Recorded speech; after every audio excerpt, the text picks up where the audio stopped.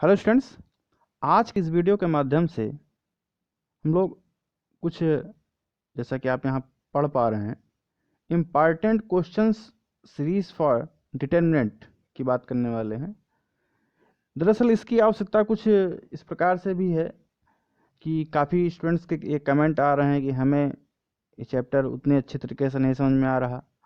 यानी कि जो भी सॉल्यूशंस आप देख रहे हैं, चाहे वो बुक के माध्यम से हो या फिर यहाँ से जो सेंड किए जा रहे हैं, कहीं से भी आप देखते हैं तो आपको ये क्लियर नहीं हो पाता। उनका कमेंट ये है कि हमें कैसे पता चले कि हम ये करना चाहिए, हमें अगले स्टेप में, या ऐसा ही करना चाहिए। तो उनको काफ़ी चीज़ों में कन्फ्यूज़न भी रहता है, तो इसलिए आवश्यकता महसूस हुई कि कुछ एक सीरीज़ चलाई जाए जिसमें कुछ इम्पॉर्टेंट क्वेश्चंस को डिस्कस किया जाए आप लोगों के साथ में, और इस उम्मीद के साथ में किया जा रहा है कि सभी लोग इसका बेहतर लाभ उठा पाएंगे। तो आइए शुरू करते हैं। तो देखिए, शुरू करने से पूर्व, क्वेश्चन तक पहुंचने से पूर्व, आज यहाँ पर एक क्वेश्चन के माध्यम से आपको कुछ चीज़ें बताई जाएंगी।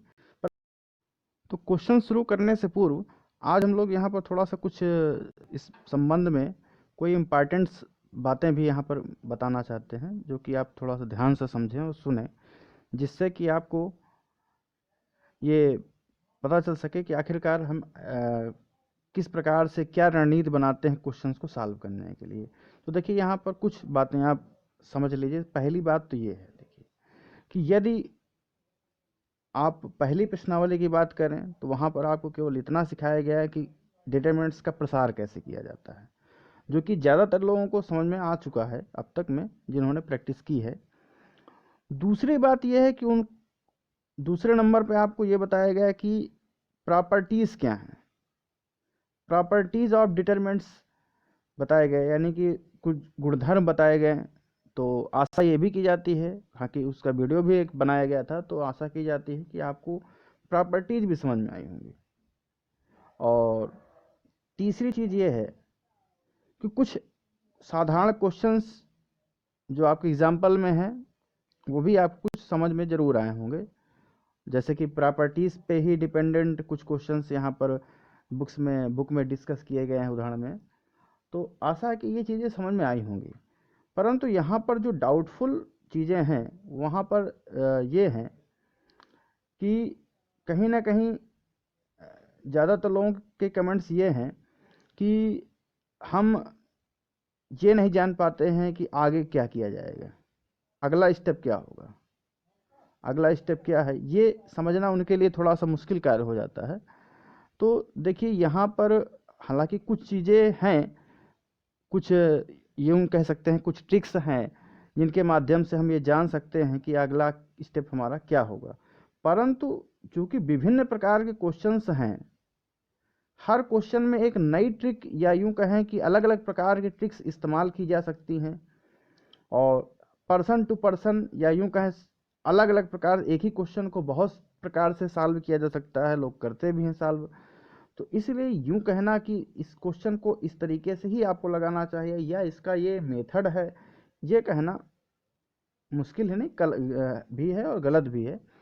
तो यहाँ पर कुछ बातें बताई जाएंगी आपको, जिससे कुछ आपको आइडिया हो सकता है। परंतु सबसे महत्वपूर्ण बात यह है कि आपको जो भी प्रैक्टिस करनी होगी वो स्वयं से करनी होगी। तो कुछ पॉइंट्स आप ध्यान में रखें प्रैक्टिस करते समय। जैसे कि नंबर 1 पॉइंट ये है कि जो भी आपने प्रॉपर्टीज़ पढ़ी हुई हैं उनके एग्जाम्पल्स को आप बेहतर तरीके से देखें, यानी कि प्रॉपर्टीज़ क्या हैं, वो प्रॉपर्टीज़ का उपयोग कैसे किया जा रहा है, क्या क्या किस तरीके से हम उनका उपयोग कर सकते हैं। जैसे कि फॉर एग्ज़ाम्पल, किसी भी हमारे पास एक स्मार्टफोन है, अगर हम उसका यूज बहुत प्रकार से कर सकते हैं, बहुत सारी चीज़ें कर सकते हैं उसमें से, लेकिन शुरुआत में जब किसी के हाथ में होता है या अनट्रेंड है जो, तो वो बहुत छोटी चीज़ों से शुरुआत करना है, यानी कॉल कैसे की जाती है, इस तरीके से चीज़ें से लोग शुरुआत करते हैं और धीरे धीरे करके सीखते जाते हैं। तो यही यहाँ पर यही बात कहना है कि जो भी आप यहाँ पर क्वेश्चंस में देख रहे हैं या प्रॉपर्टीज़ में एग्जांपल्स जो हैं सॉल्व किए गए हैं उनको देख रहे हैं, तो उन्हें आप इस तरीके से देखें कि ये समझने की कोशिश करें कि आखिरकार इन प्रॉपर्टीज़ का इस्तेमाल कैसे किया जा रहा है और किस किस तरीके से इस्तेमाल किया जा सकता है। ये सबसे एक बात हो गई। तो नंबर 1 बात ये है कि आपको इस तरीके से स्वयं से देखना पड़ेगा, स्वयं से परीक्षण करना पड़ेगा, स्वयं से इस बात को समझना पड़ेगा।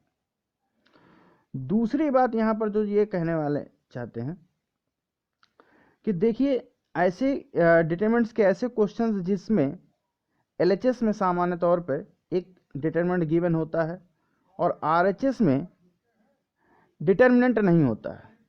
RHS में डिटरमिनेंट नहीं होता, वहाँ पर कुछ ना कुछ अलजेब्रिकली चीज़ें आती हैं जिनको सिद्ध करना होता है, या फिर यूँ कह दिया जाता है इसका मान ज्ञात कीजिए। हालांकि मान ज्ञात करने के क्वेश्चंस कम ही होते हैं, मोस्टली सिद्ध करने के लिए ही क्वेश्चन वहाँ पर दिए जाते हैं।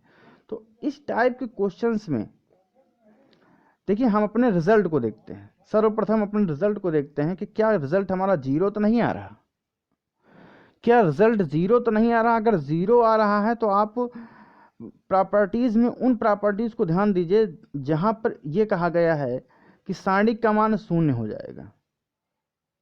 तो ऐसी प्रॉपर्टी ये है कि जैसे किसी रो या किसी एक कॉलम के एलिमेंट्स आपके क्या हो जाए, 0 हो जाए। सबसे पहली बात तो यहाँ पर यही बताई जाती है इस 0 होने की कंडीशन में, या 0 यूँ कहें कि 0 कब हो जाता है, तो वहाँ पर एक बात ये बताई जाती है कि किसी भी रो या किसी भी कॉलम के सभी elements, all elements should be 0। अगर 0 हो जाते हैं तो कोई दिक्कत नहीं, उसकी वैल्यू 0 ही आ जाती है। तो हमें ये कोशिश करनी चाहिए या यूँ समझना चाहिए, विचार करना चाहिए कि क्या किसी भी तरीके से हम किसी भी एक रो या किसी भी एक कॉलम के सभी एलिमेंट्स 0 बना सकते हैं या नहीं बना सकते हैं। अगर बना सकते हैं तो अच्छी बात है। नंबर या दूसरा वहाँ पर आपको एक ये भी बताया गया कि कोई भी 2 रो या कोई भी 2 कॉलम के जो एलिमेंट्स हैं वो प्रोपोर्शनल हो जाएं, समानुपाती हो जाएं, यानी कि किसी एक रो से या किसी एक कॉलम से कुछ चीज़ कॉमन ले ली जाए या कुछ चीज़ मल्टीप्लिकेशन कर दी जाए तो 2 रोज आइडेंटिकल हो जाए, 2 कॉलम्स आइडेंटिकल हो जाए, यानी उनके जो एलिमेंट्स हैं वो एक समान हो जाए, तब भी आपके सारणिक का मान क्या हो जाता है, 0 हो जाता है। तो सामान्य तौर पे हम लोग इन्हीं चीज़ों का इस्तेमाल किया करते हैं जहाँ पर 0 प्राप्त करना होता है। ठीक है, अगर 0 के अतिरिक्त कुछ और भी प्राप्त करना है तो देखिए हमारा सबसे पहला लक्ष्य क्या होता है कि हम क्या करेंगे, ये देखते हैं कि हमारा जो सारणिक दिए गई है, डिटरमिनेंट जो दिया गया है, उसमें क्या किसी रो या किसी एक कॉलम के सभी एलिमेंट्स 1 1 1 है क्या। अगर ऐसा है तो ये एक बहुत बड़ी बात है। अगर आपको किसी भी रो या किसी भी कॉलम के सभी एलिमेंट 1 1 1 मिल जाते हैं, एलिमेंट्स आर इक्वल टू 1 है, तो वहाँ पर आपको क्या करना होता है, जैसे मान लीजिए किसी रो के हैं, किसी रो में आपको 1 1 1 मिल जाता है, तो वहाँ पर हम क्या करेंगे, किन्हीं भी 2 रोज को सब्ट्रैक्ट कर देंगे आपस में, 2 पंक्तियों अगर किसी भी रो में है तो वहाँ पर हम क्या करेंगे, वहाँ 0 बनाने के लिए किन्हीं भी 2 कॉलम्स को आपस में सब्ट्रैक्ट कर दिया देंगे, जिससे कि 2 जगह 0 बन जाएगा और एक जगह जहाँ 0 नहीं होगा वहाँ से वहाँ पर 1 ही रहेगा, और फिर जिस रो में 1 1 था वहाँ पर 1 0 0 बन जाएगा, 1 0 0 की स्थिति बन जाएगी और 1 0 0 की स्थिति बन जाएगी। तो इसी रो से हम अपने सारणी का विस्तार कर देंगे और सामान्य तरीके से जो भी गुणनखंड करना है, कॉमन लेना है, इससे हमारा रिजल्ट प्राप्त हो जाता है। कभी कभी क्वेश्चंस में ये भी हो जाता है कि 1 1 1 नहीं प्राप्त होता। जिस कंडीशन में अगर किसी क्वेश्चन में 1 1 1 नहीं मिल रहा है आपको, तो हम ये कोशिश करते हैं या ये बनाना चाहते हैं कि किसी भी एक रो या किसी भी एक कॉलम के सभी एलिमेंट इक्वल हो जाएं, समान हो जाएं। किसी भी एक रो या किसी भी एक कॉलम के सभी एलिमेंट्स इक्वल हो जाएं। यदि किसी भी एक रो या कॉलम के एलिमेंट्स इक्वल हो जाएंगे तो हम उस रो से उस इक्वल वाली चीज़ को बाहर कर लेंगे, कॉमन कर लेंगे, तो फिर वही 1 1 बन जाएगा, 1 1 1 बन जाएगा। और फिर 1 1 1 बन जाने से हमारे पास यही अभी जो पूर्व में डिस्कस किया गया 2 जीरोस बना करके प्रसार करके सारणिक का मान प्राप्त कर सकते हैं। तो इस तरीके से काफ़ी चीज़ें कर देते हैं। कई बार देखिए आपने क्वेश्चंस के सॉल्यूशंस में देखा होगा कि ए बी सी या फिर एक्स वाई जेड से रोज़ या कॉलम्स में मल्टीप्लिकेशन किया जाता है और बाद में उसको कॉमन ले लिया जाता है। रोज़ में किया गया, कॉलम से कॉमन ले लिया गया। तो ये प्रक्रियाएं भी हैं, लेकिन इन प्रक्रियाओं को थोड़ा सा देर में समझ में आती हैं। तो यहाँ पर आपको सबसे पहली बात देखिए, इस प्रकार से कुछ चीज़ें बताई जा रही हैं और आपको कैसे करना है। देखिए जितने भी क्वेश्चंस आपके, नंबर 1 थिंग ये है कि जितने भी क्वेश्चंस आपकी बुक में एग्जाम्पल के तौर पे दिए गए हैं, उन्हें देखिए, समझिए, उन्हें कैसे सॉल्व किया है और फिर उन्हीं के मेथड से एक बार अपने तरीके से बिना देखे उसको सॉल्व करने की कोशिश करिए। जब इस प्रकार से सभी एग्जाम्पल आप एक बार सॉल्व कर लेंगे तो इसको फिर से दूसरी बार आइए। अब उन एग्जाम्पल्स में ये देखिए कि आखिरकार इन्होंने ये जिस मेथड का इस्तेमाल किया है, हर एक स्टेप में वहाँ पर आपको समझना पड़ेगा कि हर एक स्टेप में आपको ये समझना पड़ेगा कि आखिरकार इन्होंने ऐसा ही क्यों किया, क्या किया, क्यों किया और कैसे किया। What, why and when, how, इनका सब का प्रयोग करना पड़ेगा आपको। इन क्वेश्चंस का आंसर ढूंढना पड़ेगा कि आखिरकार इन्होंने ऐसा क्यों किया। सेकंड नंबर पे ये है देखिए कि जब आप इस तरीके से करेंगे तो काफ़ी कुछ चीज़ें आपको वहाँ से समझ में आएंगी। फिर आप उनके सॉल्यूशंस के अतिरिक्त अपना कोई नया मेथड इस्तेमाल करने की, न्यू मेथड फाइंड करने की कोशिश करें। कहीं से कॉपी ना करें, कहीं से नकल ना करें, कहीं से देखें नहीं, किसी से पूछें नहीं, अपना स्वयं का एक मेथड से कोशिश करें और उस रिजल्ट तक पहुंचने की कोशिश करें। और इस तरीके से एक से अधिक न्यू मेथड्स आप अपने तरीके से फाइंड करें, समझें और ज्ञात करें। तो इससे आपको क्या होगा, काफ़ी कॉन्फिडेंस लेवल भी बढ़ेगा और कैसे प्रॉपर्टीज़ का यूज किया जाता है ये भी एक सबसे बड़ी बात आपके सामने समझ में आ जाएगी। क्योंकि प्रॉपर्टीज़ को आपको मालूम है क्या क्या प्रॉपर्टीज़ हैं, लेकिन उनका यूज कैसे किया जाए ये सबसे बड़ी बात हो जाती है। तो आपको ये करना होगा। यही प्रक्रिया आपको जो भी क्वेश्चंस के सॉल्यूशंस आपको मिल जाते हैं यहाँ से या भी कहीं से भी, तो वो उन क्वेश्चंस में भी सेम यही प्रक्रिया दोहरानी है।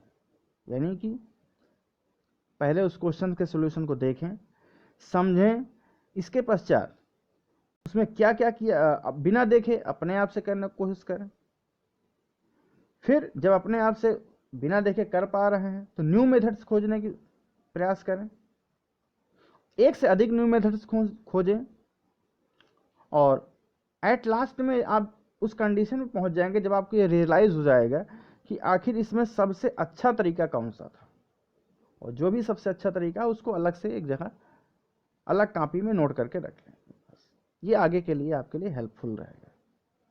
तो ऐसी ही कुछ बातें और भी आपको जाननी चाहिए। खैर धीरे धीरे करके आप ये सारी चीज़ों को समझेंगे और यहाँ तक कि आपको फर्स्ट जो एक्सरसाइज है आपकी, जहाँ पर सिंपली केवल प्रसार करना था, तो वहाँ के क्वेश्चंस में भी आप अब दूसरी बार अलग से रफ कॉपी में करें तो वहाँ के क्वेश्चंस में भी इन प्रॉपर्टीज़ का इस्तेमाल करें। क्योंकि जितने ज़्यादा से ज़्यादा आप इस्तेमाल करेंगे, प्रॉपर्टीज़ को समझेंगे, उतना ही ज़्यादा से ज़्यादा आपका ये चैप्टर मजबूत हो जाएगा।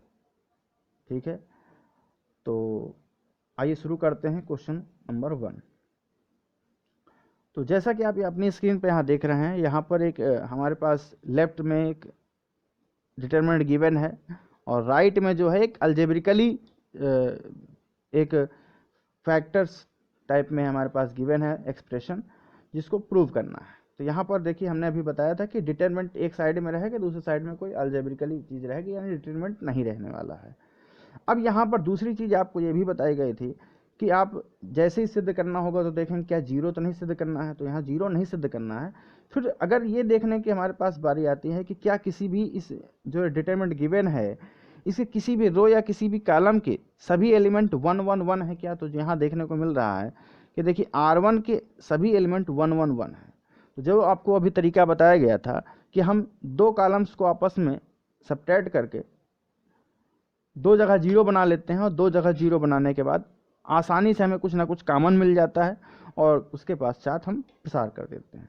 तो आइए शुरू करते हैं इस क्वेश्चन के सोल्यूशन में। देखिए क्या किया गया। सबसे पहले जैसा कि अभी हमने बताया कि दो जगह जीरो बनाए, तो दो जगह देखो जीरो बनाने की भी प्रक्रिया बहुत आपको सोच विचार करनी है। ध्यान दीजिए कि कैसे जीरो बनाएंगे। देखिए हम इसमें से किसी एक कॉलम की ही हेल्प लेंगे दोनों को जीरो बनाने के लिए। जैसे कि हमने यहाँ C1 की हेल्प ले लिया, तो C1 की हेल्प ली, यानी कॉलम नंबर फर्स्ट की हमने हेल्प ली।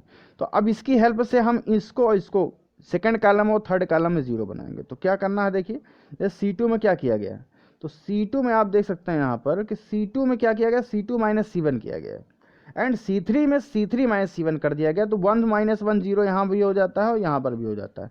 इसका कैलकुलेशन आप यहाँ देख सकते हैं, यहाँ 0 0, यहाँ पर b माइनस ए, यहाँ पर c minus a, b cube minus a cube and c cube minus a cube हो जाता है। अब आप यहाँ देखिए कि अगर हम इस कॉलम C2 की बात करें तो इसमें आप देख सकते हैं कि 0 b minus a, b cube minus a cube, जिसका फैक्टर हो जाएगा b minus a and b square plus a square plus a b. तो हम कह सकते हैं कि b माइनस ए यहाँ पर पूरे कॉलम से क्या है, कॉमन है। इसी प्रकार से हम कह सकते हैं यहाँ पर कॉलम नंबर 3 जो है उसमें c माइनस ए कॉमन है। तो ठीक है, देखिए नेक्स्ट स्टेप हमने इसी प्रकार से किया हुआ है। क्या लिखा हुआ है, देखिए कि C2 से, कॉलम नंबर 2 से हमने b माइनस ए और C3 से हमने क्या कॉमन लिया, c माइनस ए कॉमन लिया। और कॉमन लेने के पश्चात आप देख सकते हैं, देखिए अब यहाँ पर हर एक स्टेप को दिखाना थोड़ा सा मुश्किल कार्य होता है सभी के लिए, आपके लिए भी रहेगा। तो आप रफ में कैलकुलेशन कर लिया करें, उसके बाद यहाँ पर उसको रख दिया करें।